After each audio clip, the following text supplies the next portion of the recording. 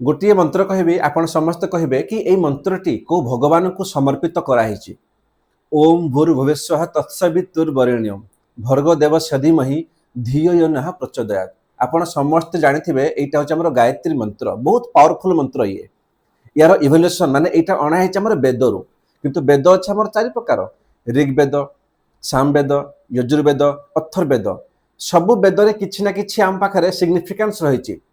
जेमिति गोटे वेदरे मेंशन कराइछि गायत्री मंत्र जोटा मु कहली। आउ किछि वेद अछि जोठे लिखा है कि बलि प्रथा नहेले भगवान खुश हेबेनी, बलि दक पड़िबो।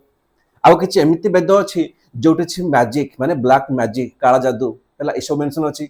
ए सब जिनसर आंसर आपनको सेते बेले मिलिबो जदि आपण भलो से वैदिक कल्चर किंबा वैदिक एज को पढ़िछंती।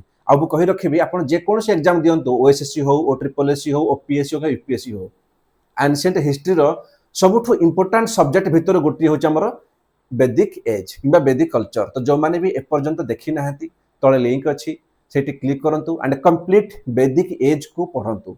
बहुत भल से बुझाई जेठी चारोटी वेद कोठी हमर कोन अछि, रामायण महाभारत हला उपवेद, सामवेद, यजुर्वेद, अथर्ववेद सब किछि पढै छी। Thank you.